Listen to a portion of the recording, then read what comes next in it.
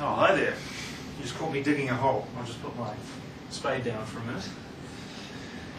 Good evening, fellow Toastmasters and guests this evening.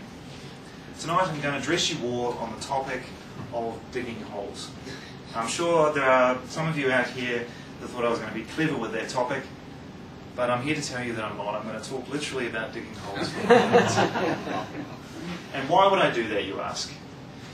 Well, recently I've had some recurring experience with digging holes that I'd like to share with you all tonight. My outline's going to be simple. I'm really going to talk about my experience with digging holes, and I'm going to close out with a call to action.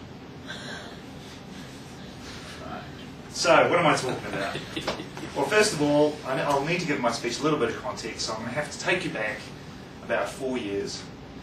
And it was around about 4 years ago that I became a homeowner. And not just any homeowner, but a first-time homeowner. And like many first-time homeowners, I was seduced by the DIY culture that exists in this country. I know it's predictable, and I know it's cliche, and I'm almost ashamed to admit it here. But there you have it. Almost overnight, places like Bunnings and Placemakers and King's Plant Barn and Palmer's and the Home Show became virtually irresistible to me. As a child, I remember being dragged to these places by my parents, kicking and screaming, and now you can't keep me away. I find myself coming up with reasons to go to these places. In fact, not too long ago, they opened up a big Bunnings warehouse in Mount Roskill, which is about 5 minutes drive from where I am, and I couldn't believe my luck. It made my week. Probably my month, if not my year. Okay, so one of the things I've been into in the whole DIY thing is being gardening, sort of landscaping. That's sort of been my specialty thus far. And of course, I'm not entirely inexperienced in this field.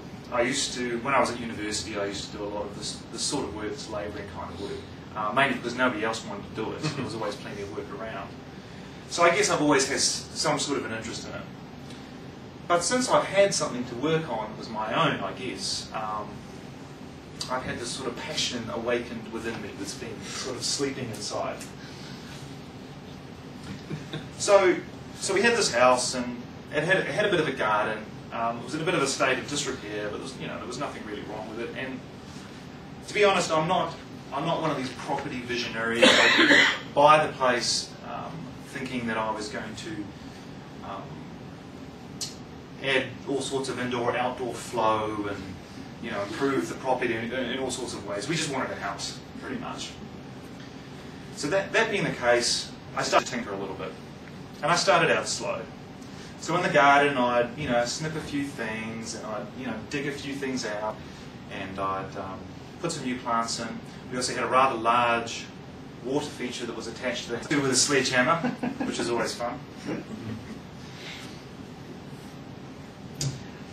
And as I was doing all this, I started to see some improvements. I started to see things taking shape, and I wanted to do more. So the next summer, as my little project, I dug up the patio out the back of the house and repaved it. It took me a fair while. I don't do things in a hurry, but I got there eventually. But still, I wanted more. Now, of course, being the pragmatist that I am and the project manager I am, I realised that I needed to get a plan. So I sat down at my computer and designed a complete garden transformation using Google SketchUp. In 3D, full colour, everything. And, of course, I know my limits. So, at this stage, I decided to call in a professional. We got a landscape designer who came in and had a look at what I'd sort of planned, came up with a few suggestions, things I might try, and actually did a planting design, which was good because I didn't know anything about plants at that time. Of course, at that stage of my DIY skills, I was very much a blunt instrument. I was good at smashing things and digging holes, but not much else. So, with a plan in hand, I set to work. And work I did. I dug up 30 odd metres of fencing. I dug out numerous plants and planted new ones. I dug up several back-breaking cubic metres of concrete. Dug out new plant borders. And throughout the process I've become an expert in all sorts of landscaping materials and design and construction. I now know more about plants than I ever thought I would this side of 60. I even argue with our designer on what plants should be used where. And I've accumulated a shed load of garden implements and power tools.